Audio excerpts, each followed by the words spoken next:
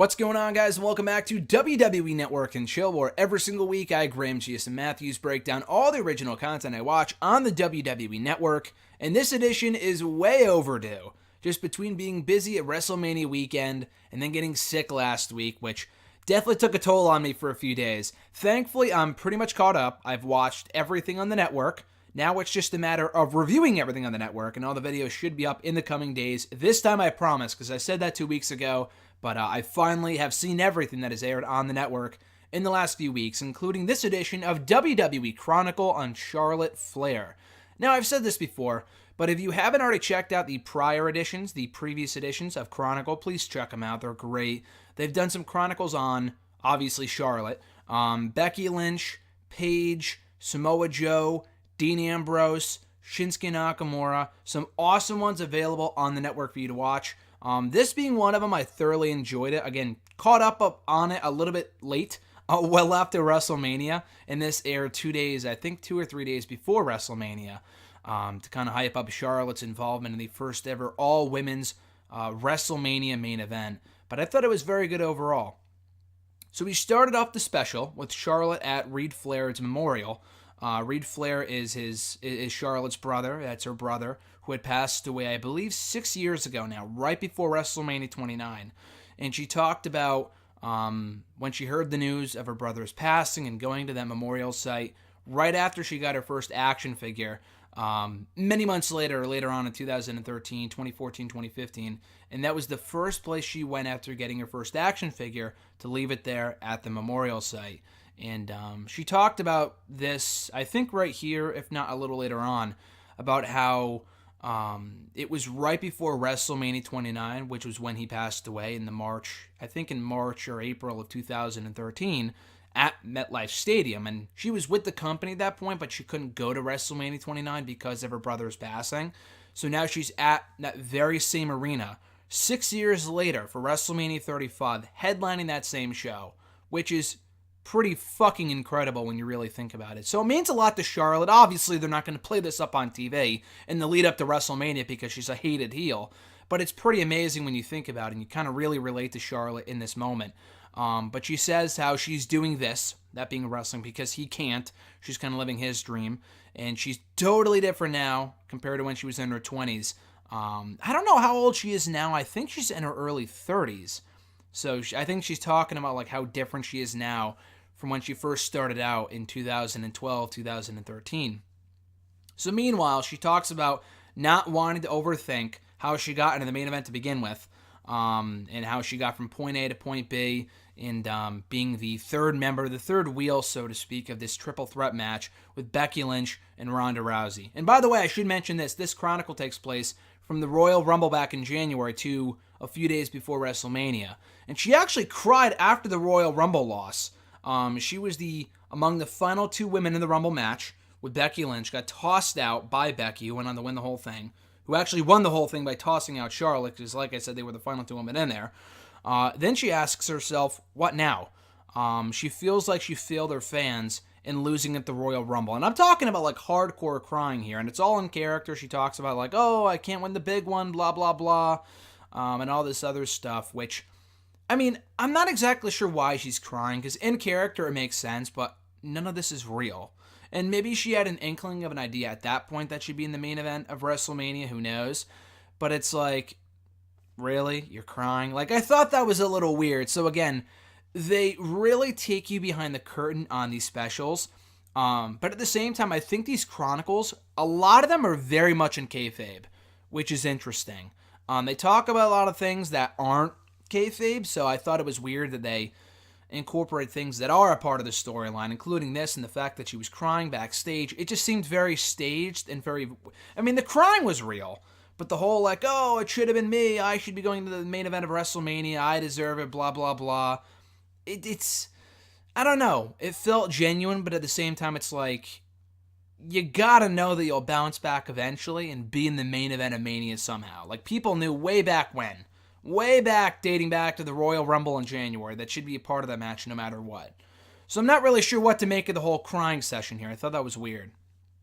So anyway, she arrives on SmackDown a few days later, and she talks about how people are still talking about her Royal Rumble performance even days removed from the pay-per-view. Talking about how she lasted a long time, she came close to winning. Had it not been for Becky, she probably would have won, blah, blah, blah, blah, blah. And by the way, WWE made the right call in having Becky win. Having Charlotte win would have been a massive mistake. So I thought it was weird that she was crying about it, like I said. But nonetheless, she thinks back on wasting time and getting fans to cheer her during her Becky Lynch feud back in late 2018, how she was the babyface at that point. Now she's a hated heel. She didn't use any of these words, obviously.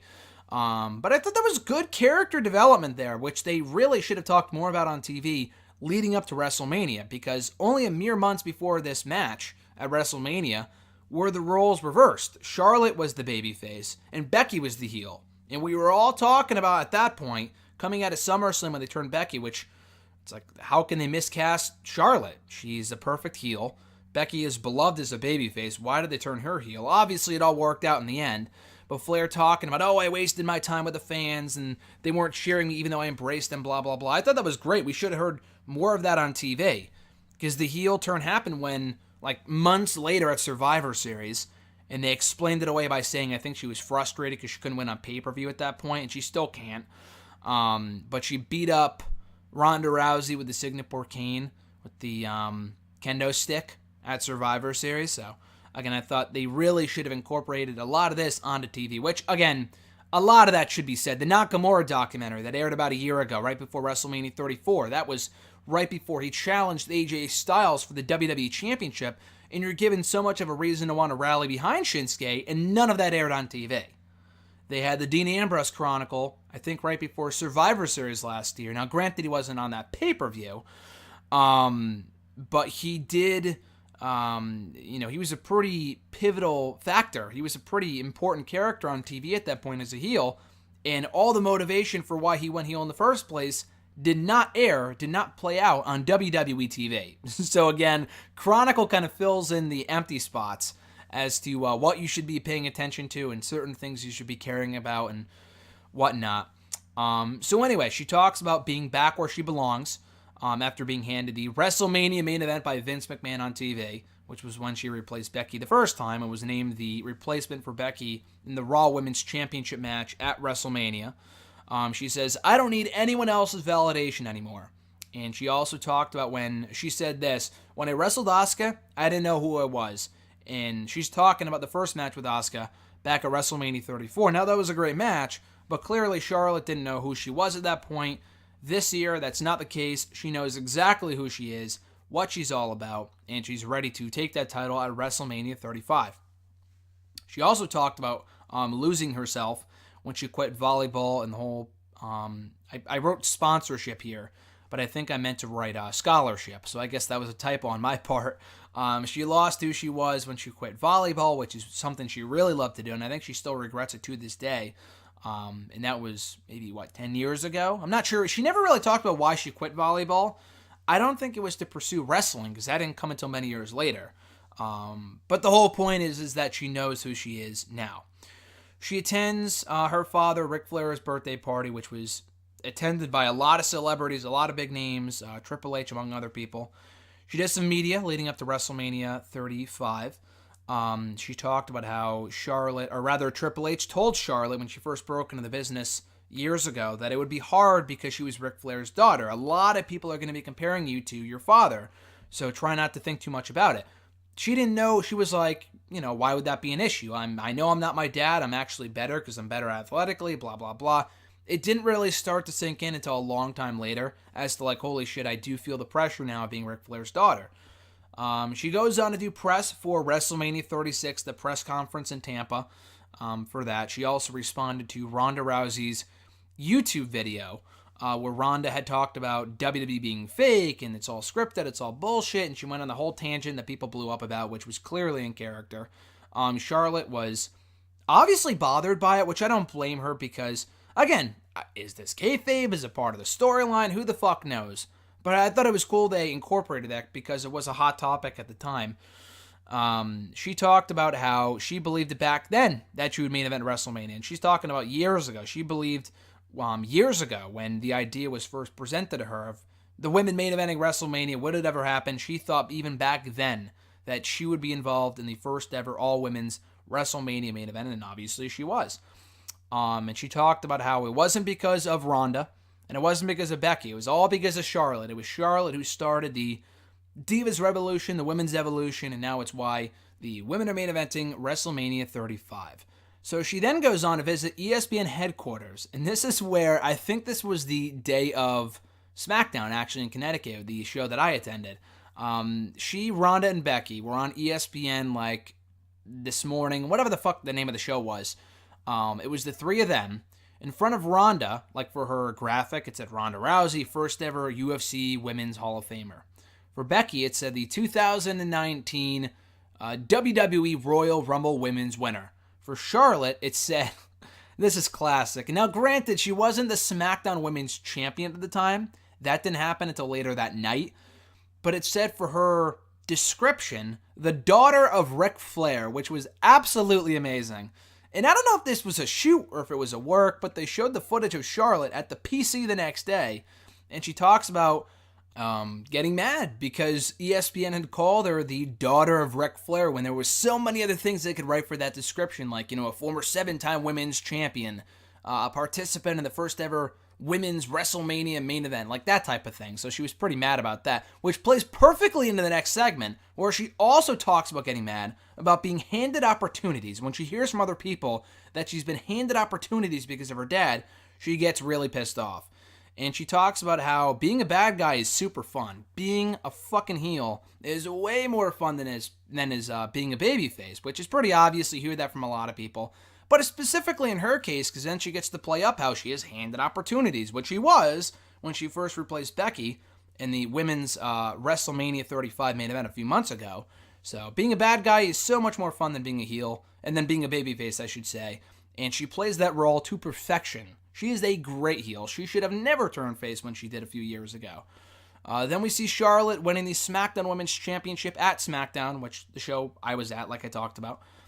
She said, I needed this to remind me who I was. After losing on pay-per-view, month after month after month, she lost at the Royal Rumble, she lost at Fastlane, she lost at TLC, Survivor Series, pay-per-view after fucking pay-per-view. Charlotte lost. So this was her big reminder as to who she is and what she's all about. This reminded her why she belongs in the main event of WrestleMania 35. She felt like she couldn't win the big one, like I said earlier. And then she works with Sarah Stock at the PC, who I believe worked as Sarita from TNA many years ago. She's one of the trainers for the women down at the Performance Center. She then remembers Ric Flair's retirement. How many years after the fact? 11? It's on the anniversary of Ric Flair's retirement at WrestleMania 24.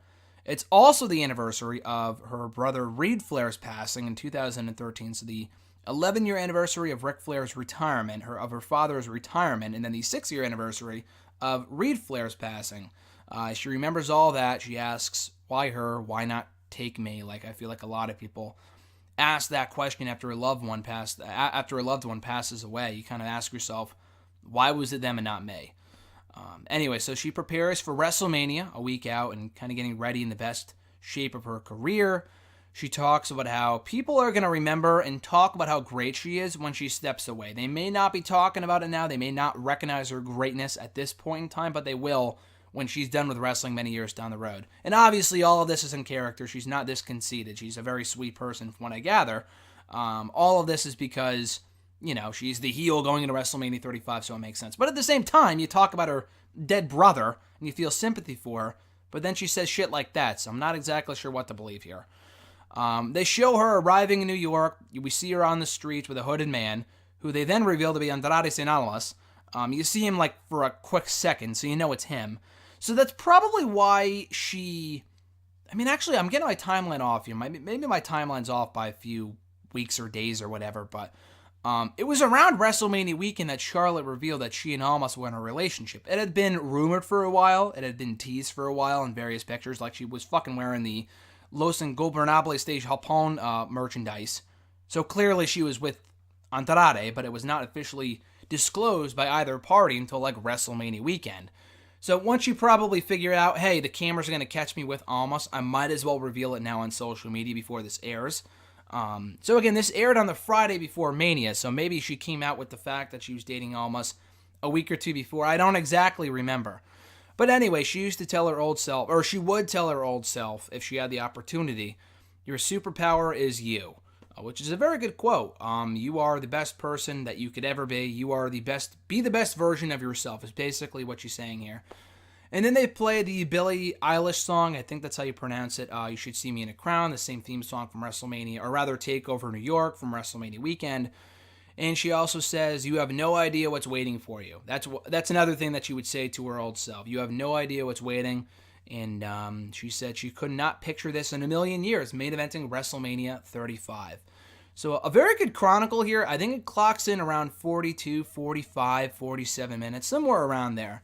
It's very good. I thoroughly enjoyed it. I'm not the biggest Charlotte fan, but this kind of gives you some new insight on the person who she is outside of the ring as well as inside the ring. Some much needed character development that we don't typically see on WWE TV for whatever reason.